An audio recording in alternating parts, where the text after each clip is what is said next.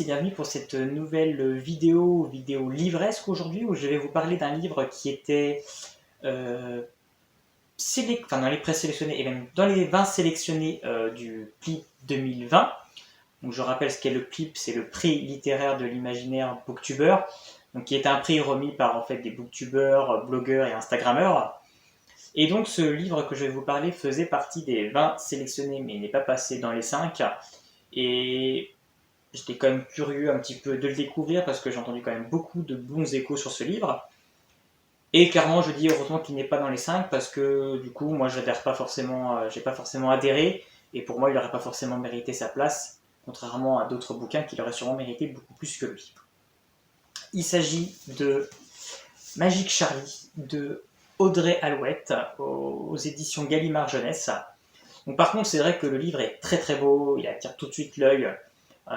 Forcément, en magasin, je comprends qu'il y a beaucoup de gens qui ont dû craquer pour l'acheter, qui a dû jouer, à mon avis, sur son succès. On est sur un livre quand même assez jeunesse, on tend plus à la jeunesse que plus que le young adulte.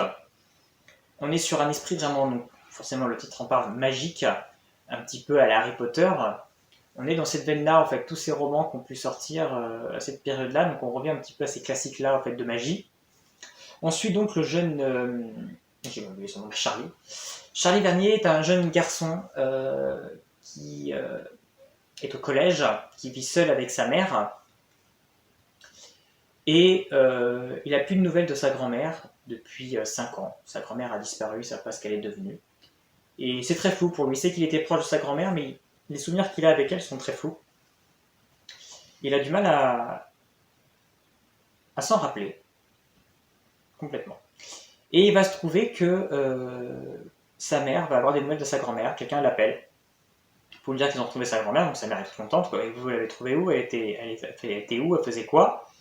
Et la personne qui est au téléphone dit ben voilà, votre grand-mère est pas très bien. Elle a complètement perdu la mémoire. Bon, ben, la mère accepte au fait de l'accueillir chez elle, donc il récupère la grand-mère chez eux. Mais voilà, la grand-mère parle quasiment pas. Elle est complètement comme si elle était complètement pas morte, pas légume, mais voilà, elle se souvient de rien. Elle est complètement hors temps et elle sort des phrases qui sortent de complètement nulle part, on ne comprend pas ce qu'elle veut exprimer. Donc voilà, elle est complètement perdue. Et dans ses affaires, Charlie va trouver un coffre qu'il va ouvrir et il va trouver des objets assez étranges, une sorte de miroir, des sortes de papillotes, et puis un chapeau. Et en fait, il va réussir à allumer cette espèce de miroir et il va se trouver que ce miroir est une sorte de téléphone et qu'il y avait un message en fait enregistré par sa grand-mère 5 ans plus tôt. Et en fait, sa grand-mère lui fait des révélations comme quoi en fait ils sont des magiciens, enfin des magiciers. Ils sont des magiciers et qu'il en est un lui-même et qui doit trouver le maître Lin qui pourra l'aider dans sa tâche et que voilà, il doit le retrouver pour que voilà, elle n'a pas le temps de tout expliquer, lui pourra tout lui expliquer ce qu'est un magicien et pourquoi elle est dans cet état et peut-être ce qui se passe en fait dans le monde magique.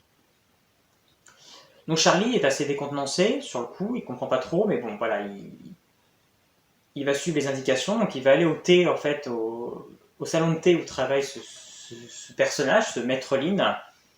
Maître Lin au début va vouloir l'expédier et va se rendre compte qu'en fait il reconnaît le chapeau qu'il porte. Et donc il va vouloir l'écouter, donc voilà, Charlie va lui expliquer qu'il vient de la part de sa grand-mère, qu'il connaît Maître Lin, donc Maître Lin évidemment connaît la grand-mère de Charlie. Et donc il va lui expliquer qui il est et qu'effectivement qu'il est un magicien, mais que en fait il a déjà un élève, Sapotille, qu'il allait prendre, donc il ne peut pas en prendre deux. Donc il met en défi en fait Charlie contre Sapotille sur un défi pour voir lequel des deux est le meilleur, et c'est celui du meilleur qui prendra en tant que disciple. Donc voilà un petit peu en gros rapidement l'introduction très succinct en fait du début de ce livre. Je ne vais pas en raconter plus parce qu'après ça va vraiment spoiler sur toute la dimension, en fait toute l'histoire en fait de ce livre, qui est néanmoins intéressant. Il y a beaucoup de mystères, beaucoup d'intérêt. On a envie quand même de savoir qu'est-ce qui a provoqué en fait l'amnésie de sa grand-mère. On sent qu'il y a tout un complot en fait, qui est mis au sein de la congrégation magique, au niveau de l'académie de magie qui a l'air de créer en fait un espèce de complot et que Maître Lin a l'air de vouloir en fait démanteler tout ça. Et en fait, par l'intermédiaire en fait de Sapoti, Charlie va apprendre tous les rudiments en fait de la magie, comment on fait les sorts, les runes, les élixirs, comment sont répartis les différents niveaux de magiciens. Et voilà, en fait, on est comme si on était Charlie, en fait, on connaît rien à cet univers, on connaît rien à ce monde. Charlie va poser toutes les questions en fait que nous on se pose, et Sapoti va en fait, au final, va le guider, va entre guillemets l'entraîner, et va lui apprendre en fait tout ce qu'il a à savoir sur ce monde. Et au fur et à mesure de l'histoire, on va en apprendre beaucoup plus sur l'univers qu'a voulu développer Audrey Alouette. Néanmoins, pour donner mon avis sur ce livre, j'ai eu beaucoup de mal à rentrer dedans. Je ne saurais pas te dire pourquoi. Je pense que déjà, bon, l'univers, c'est vrai que tout ce qui est côté magicien, c'est pas forcément l'univers que je préfère, donc j'ai toujours du mal un petit peu à rentrer dedans. Pour moi, il n'y avait pas assez de choses en fait nouvelles qui me prenaient vraiment. De nouveauté, en fait, quelque chose vraiment de novateur et quelque chose en fait qui m'apportait vraiment du plus par rapport à ce que j'ai déjà pu lire en fait dans le genre.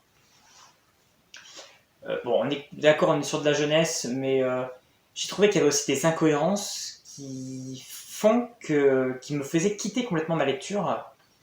Il y avait des choses qui étaient vraiment pas cohérentes au niveau des descriptions ou au niveau des personnages. En fait, on va nous faire croire que la magie, en fait, n'est pas vue par ceux qui ne donnent pas, ne voient pas, ne pratiquent pas la magie.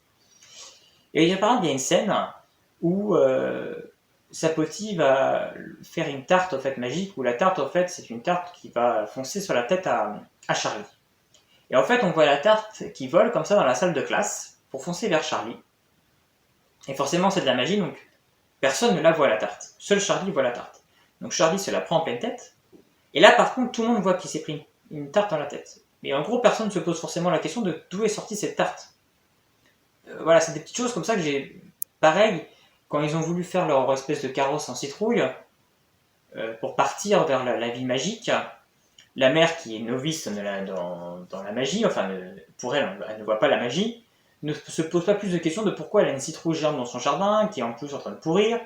Elle voit son fils partir avec Maître Lin.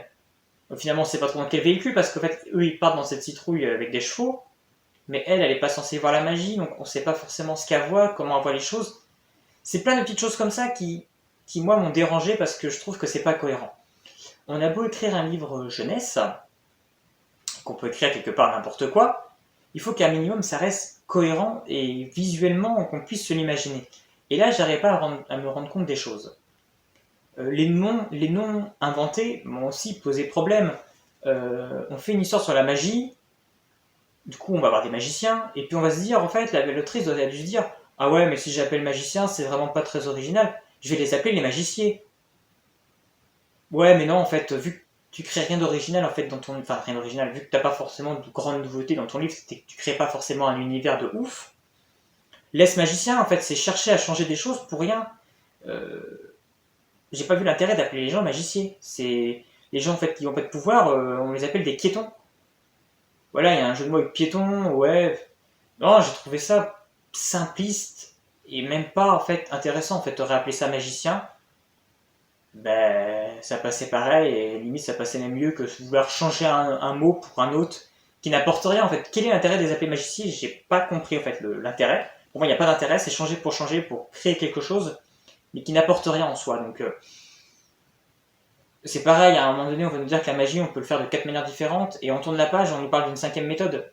Mais non, juste 2 lignes avant, tu dis qu'il y avait que 4 méthodes. Donc c'est tout ça, c'est plein de petites choses qui ont fait que moi, ça m'a fait décrocher de la lecture. Même si à la fin, voilà, sur les 100 dernières pages, on a des révélations qui sont surprenantes, sur lesquelles je ne m'attendais pas, et qui rapportent vraiment un intérêt à la lecture et qui donnent envie de savoir la suite.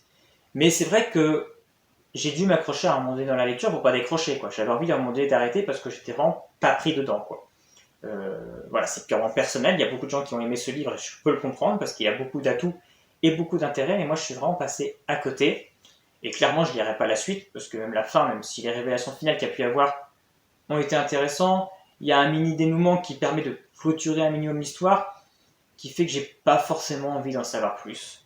Donc c'est vrai que moi, je suis passé à côté plus ou moins de ce livre malgré ses nombreuses qualités qu'il pouvait avoir.